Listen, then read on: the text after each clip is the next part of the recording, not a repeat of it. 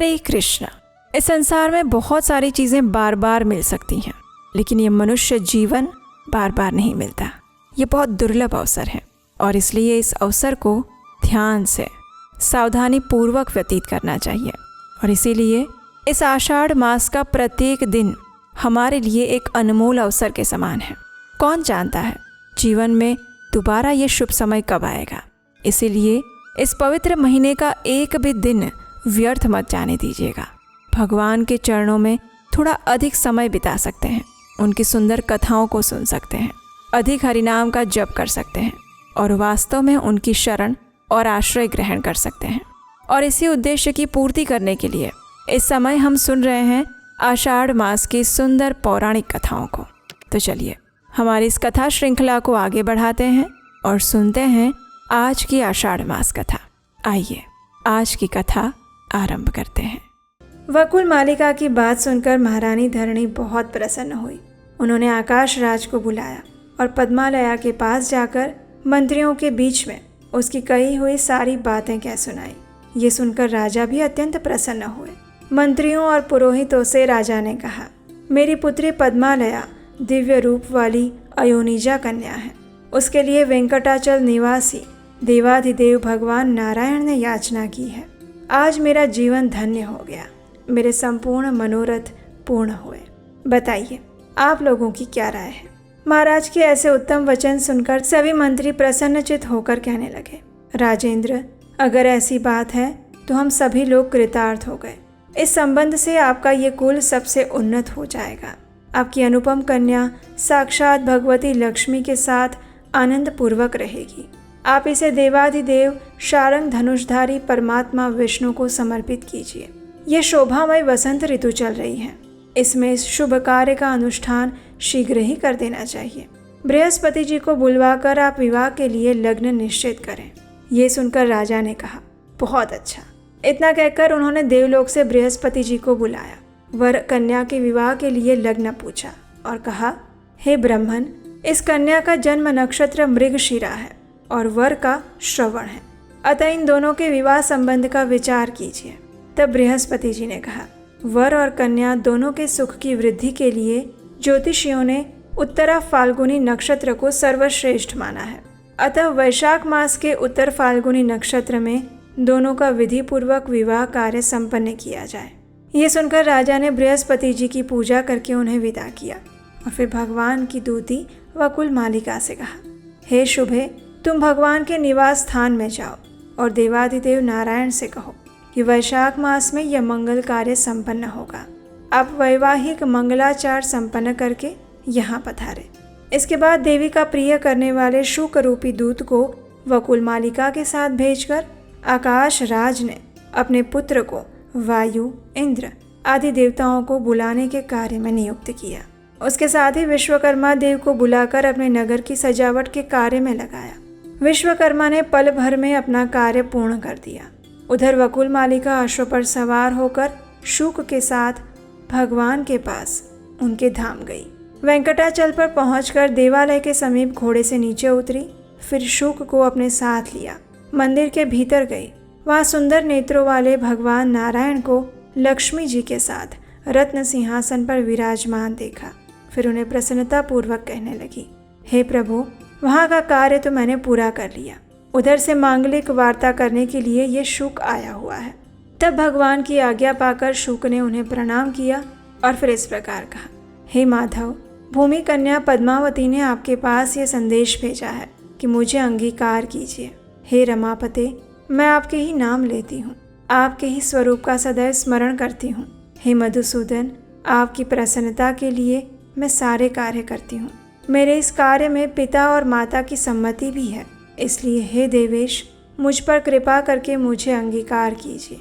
शुक के ऐसे प्रिय वचन सुनकर भगवान श्री हरि ने कहा, हे शुक, जाओ और पद्मालया से इस प्रकार कहना, देवी, श्री नारायण देव ने कहा है कि मैं देवताओं को साथ लेकर मंगलमय विवाह कार्य संपन्न करने के लिए अवश्य आऊँगा।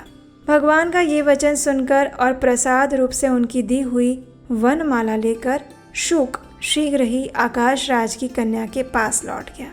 उसने कस्तूरी की सुगंध से युक्त वो तुलसी माला राजकुमारी को देकर प्रणाम किया और फिर भगवान का शुभ संदेश कह सुनाया। ये सुनकर उस प्रसाद माला को हाथ में लेकर पद्मालया ने उसे मस्तक पर चढ़ा लिया और भगवान के आगमन की प्रतीक्षा करने लगी। उसने दिव्य आभूषण धारण किए। आकाश राज ने भी आनंद मग्न होकर चंद्रदेव को बुलाया और आदरपूर्वक उनसे कहने लगे, हे राजन, आप नाना प्रकार का सरस भोजन तैयार कीजिए जो भगवान विष्णु के भोग में आने योग्य हो। उत्तम से उत्तम अन्न की व्यवस्था होनी चाहिए।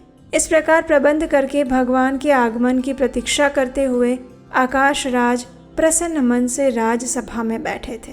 उसके बाद देवादिदेव भगवान नारायण ने लक्ष्मी देवी को बुलाकर कहा, हे कल्याणी, अपनी सखियों को आज्ञा दो और वैवाहिक कार्य संपन्न करवाओ। भगवान का ये आदेश सुनकर लक्ष्मी देवी ने सखियों को बुलाया और सबको आवश्यक कार्य करने की आज्ञा दी। देवी लक्ष्मी की आज्ञा से प्रति देवी ने सुगंधित तेल लिया। श्रुति देवी रेशमी वस्त्र लेकर भगवान के समीप खड़ी हुई। स्मृति भी भांति भांति के आभूषण लेकर प्रसन्नता पूर्वक आ गई।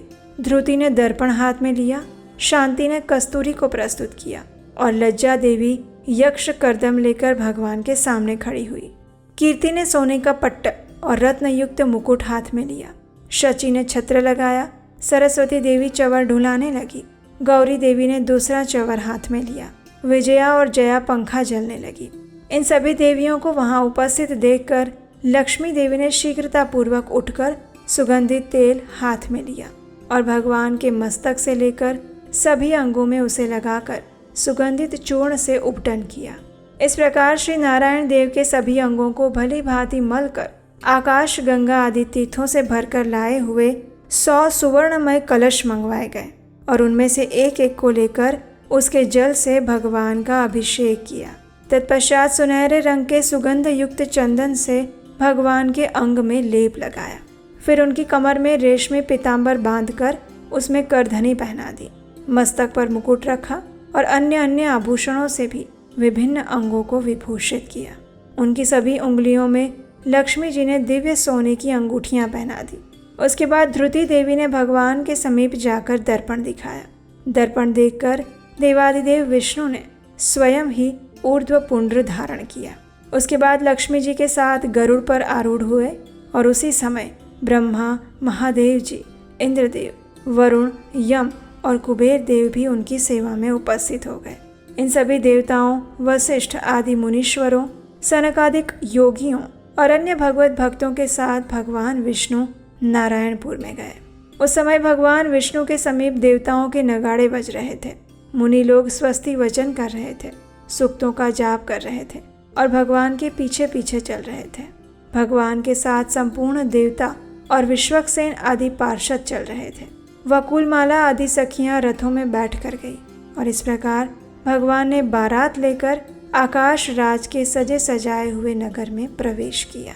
आकाश राज ने देखा भगवान आ गए हैं और पुत्री पद्मावती भी ऐरावत पर बैठकर समस्त पुरी की परिक्रमा करके गोपुर द्वार पर आ पहुंची है। तब वे वर और वधू को साथ लेकर भाई बंधुओं के साथ भगवान का दर्शन करते हुए खड़े रह गए। भगवान ने अपने कंठ में पड़ी हुई माला हाथ में लेकर पद्मालया के गले में डाल दी और पद्मालया ने भी बेला के फूलों का गजरा लेकर भगवान के कंठ में पहना दिया। ऐसा करके वे दोनों सवारी से उतर गए और थोड़ी देर पीढ़े पर खड़े होने के बाद सुंदर गृह में प्रवेश किया। उनके साथ ब्रह्मा आदि देवताओं का समुदाय भी था। ब्रह्मा जी ने अंकुर आरोपण पूर्वक मांगल्य सूत्र बंधन से लेकर लाजा होम तक की संपूर्ण वैवाहिक विधि संपन्न करवाई। फिर व्रत पालन की आज्ञा लेकर पद्मालया और श्री हरि ने पृथक पृथक शयन किया। पुनः चौथे दिन चतुर्थी कर्म आदि सारे कार्य पूर्ण करके चतुर्मुख ब्रह्मा ने आकाश राज की अनुमति लेकर दोनों देवियों के साथ भगवान को गरुड़ पर बिठाया और देवताओं के साथ वहां से चलने की तैयारी की। तब आकाश राज ने इंद्र आदि देवताओं के साथ अपनी पुत्री और दामाद का प्रिय करने के लिए सोने के कड़ाहों में अगहनी के चावल, मूंग से भरे हुए अनेक पात्र और सैकड़ों घी के घड़े दहेज में दिए।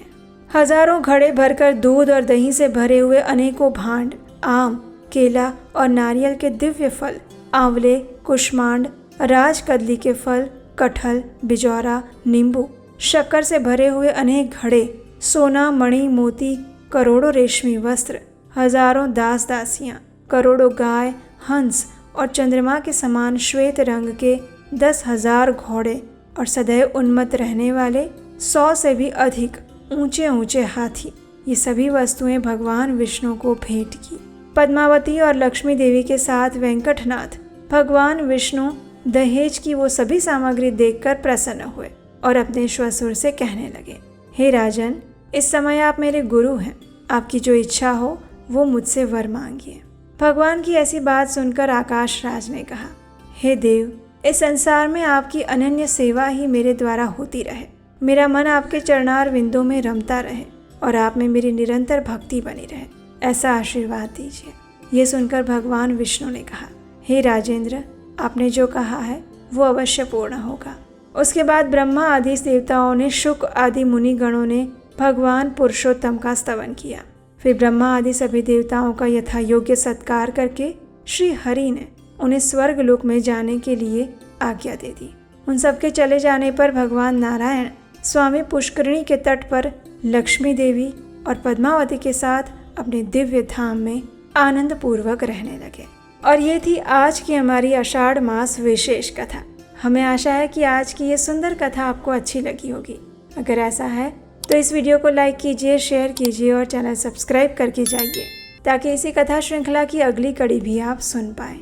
और हम आपसे मिलेंगे आषाढ़ मास कथा श्रृंखला की अगली कड़ी के साथ कल प्रातःकाल। हरे कृष्ण।